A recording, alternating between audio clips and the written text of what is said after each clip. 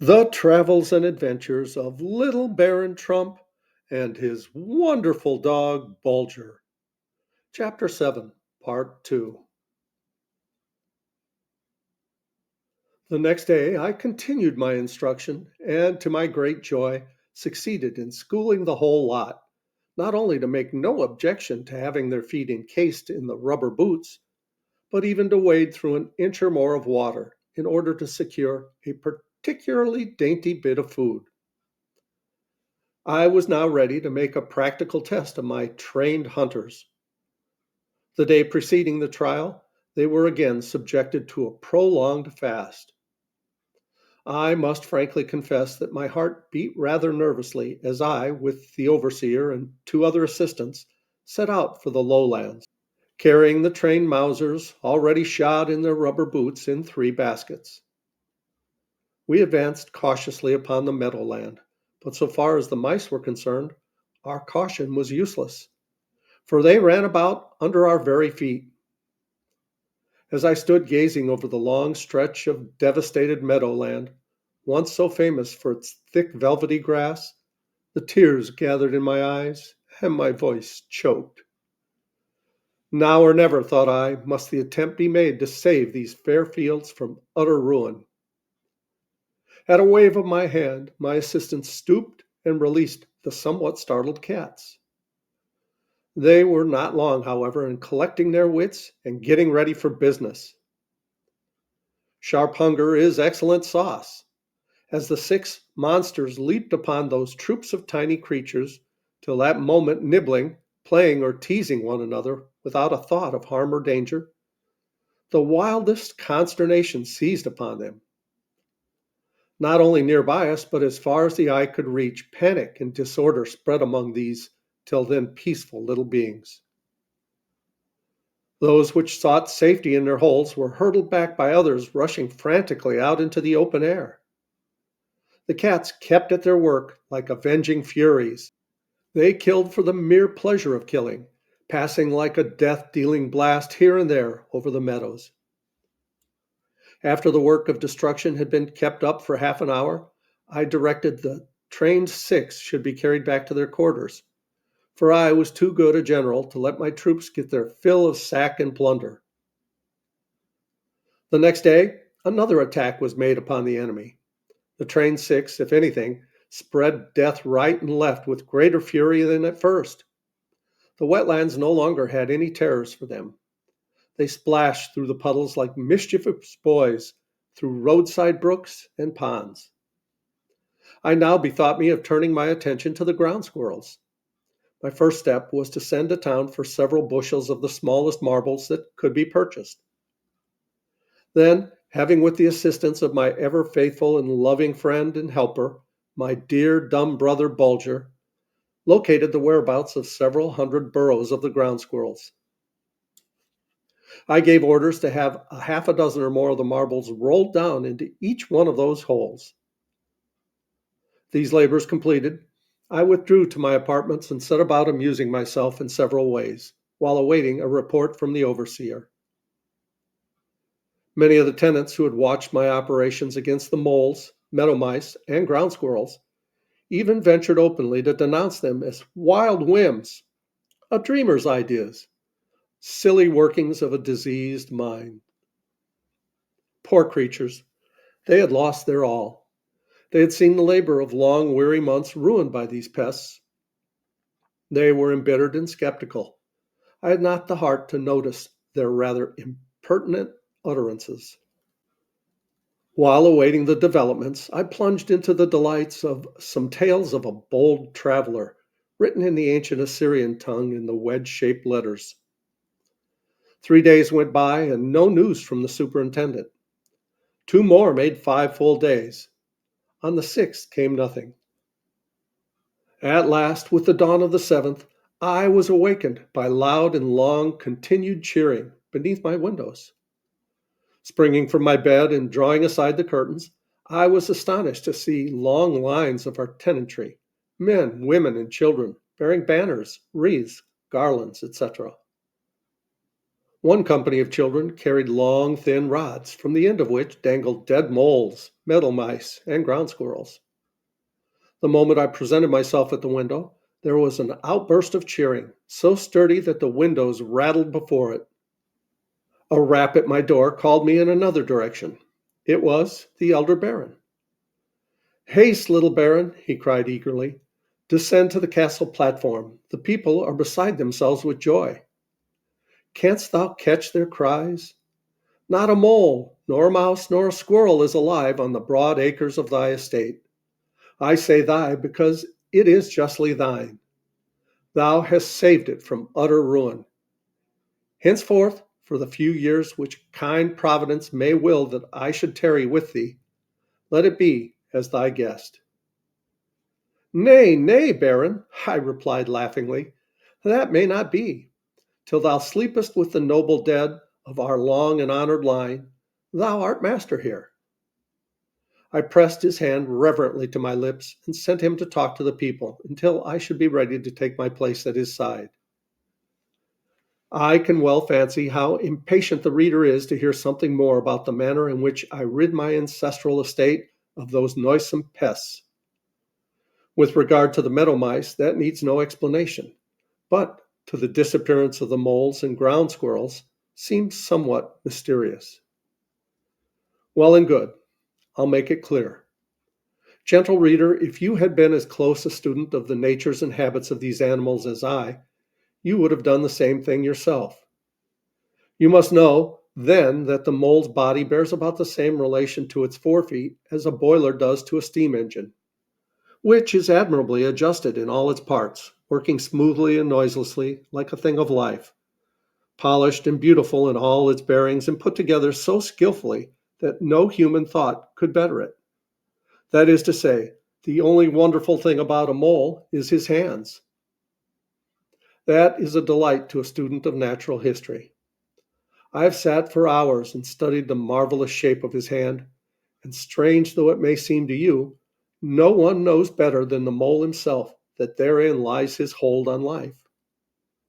You'll bear in mind that I caused the nails to be clipped off the forefeet of the 100 moles close to the flesh, and then turned them loose. In other words, without absolutely destroying their marvelous hands, I completely destroyed their usefulness. Now, another thing you must be taught, that in the busy communities of these little animals, there are no sluggards. Everyone must work. Only one thing stops him from using his hands. That is his death.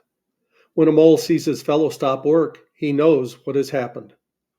Upon the return of the 100 captives to their burrows, there was joy mingled with terror. Whose turn might come next? But when the moment arrived to fall into line and set to work, there was consternation.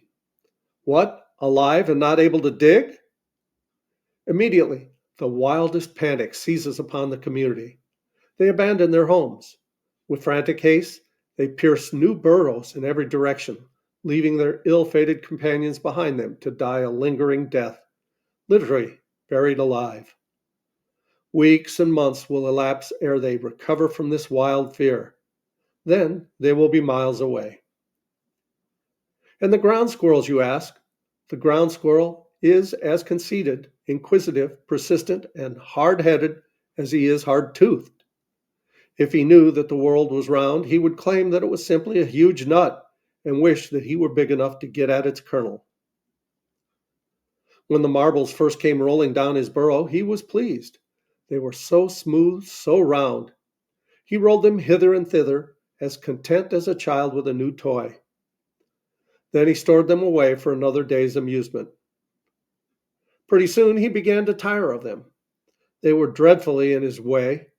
They annoyed him greatly, and yet he couldn't bear to think of parting with them. Finally, the question arose in his mind: what are they, anyway? Surely they must have a kernel. And so he set to work gnawing upon them. They were terribly hard, but he was determined to get at the pit. Day after day he kept at the thankless task, gnawing, gnawing, until one fine morning he awoke to make the awful discovery that his teeth were gone. Now, a ground squirrel may be said to consist of four teeth and nothing else. These gone, there is no way to keep the other part alive. True, he may, after infinite labor, struggle through a nutshell, but it is too slow work to keep up his strength. Every nut becomes a harder task, and so it was with the vast colony of our orchards. The first few days, quite a number made their appearance as usual. Then, fewer and fewer came out of their holes, and they looked thin and feeble and showed no inclination to gambol and chatter. At the end of the week, the work was done. They had wrought their own destruction. The entire colony had perished from starvation. Thus it was I restored the fair lands of our family to their old time productiveness and removed all the obstacles which stood between me and my immediate departure from home. In a few days, all was ready. The elder baron and the gracious baroness, my mother, parted from me with a gentle rain of tears and refreshing shower of blessings. Accompanied by my dumb brother, the ever faithful Bulger, and one trusty servant, I set out by extra post for Vienna. Thence, at breakneck speed, I journeyed to Budapest and reached the Black Sea via Bucharest. Traversing that body of water in a swift vessel commanded by an old sailing master of mine, I skirted the foothills of the Caucasus Mountains and made my way to Tehran. Here I tarried several days, long enough to purchase a few camels and horses, and joined a caravan, soon to leave that city on a trading expedition. The proprietor of the trading company renewed his welcome in heartier terms when he was informed that I had brought a goodly collection of European trinkets with me. To clinch his goodwill, so to speak, I gave him a pair of fine German pistols. We were now sworn friends. I remained with the expedition until it reached Kabul. The proprietor was astounded to learn that I did not contemplate returning westward with him. After a whole day spent in eloquent pleadings, he gave in, fell upon my neck, wept, and wished me good speed. I was glad to be rid of him, for I was in no humor to form friendships with men whose souls never rose above a sharp bargain. Attended only by my faithful Bulger and a single guide, I set out from Kabul, crossed northern Hindustan, and entered Tibet to the north of the Himalayas. This was the land of which I had long dreamed, a land absolutely unknown to the outside world. I never had any inclination to pass over beaten tracks. By nature and education, a lover of the strange and marvelous, my soul expanded beneath the skies of this far away and curious land, like a flower beneath the sunlight of a warm May morning. Scarcely had I penetrated more than a dozen leagues into this wild, untrodden territory than I made the astonishing discovery that the sun's light was obscured the entire day, while the sky by night was flooded with a soft, mysterious light, quite bright enough to enable me to read the finest print with perfect ease. In other words, the natural order of things was exactly reversed. So I, always quick to accommodate myself to existing circumstances, made use of the dark days for rest and sleep, and pursued my journey by night. One morning, however, the mystery was explained. The impenetrable clouds which had been veiling the heavens like a pall suddenly sank earthward, and to my almost unspeakable astonishment, I discovered that the blanket of inky blackness was made up of living creatures, gigantic fireflies, quite as large as our ordinary bat and far blacker in both body and wing.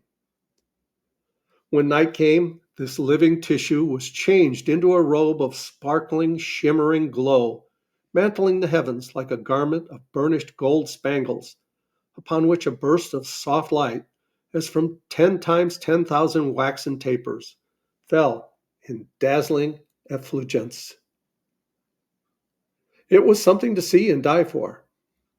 Bulger's poor startled mind made him look up, half in dread, half in wonder, at this mysterious fire, which enveloped everything in its flame, and yet consumed nothing. I had but one thought. It was to capture several of these huge fireflies. Night after night, I watched patiently for an opportunity. It came at last. I was preparing some coffee and my back was turned. Suddenly, I was startled by a piteous outburst, half whine, half bark from poor Bulger. A cluster of these living stars had fallen at my very feet. Quicker than thought, I sprang forward and threw my blanket over them. Then, with the greatest care, I transferred them to one of my wicker hampers. Bulger, upon seeing this basket on fire and yet feeling no heat, was most painfully nonplussed. He walked round and round the improvised cage, keeping at a safe distance, however, now sniffing the air, now looking up to me with a most imploring glance, as if to say, "Dear little master, do explain this thing to me. Why doesn't it burn up?"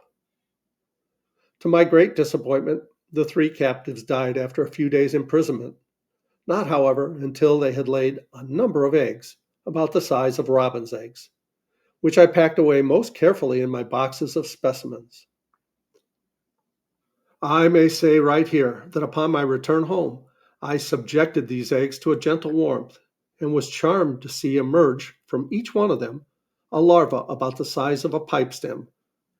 But to my delight and to Bulger's absolute terror, this pipe stem affair had, inside 24 hours, become as large and round as a Frankfurt sausage.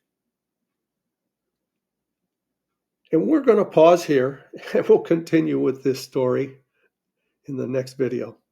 Please like, subscribe. I hope you're enjoying this silly thing. I know Graham sure likes it. I love you guys. As Tigger says, ta-ta for now.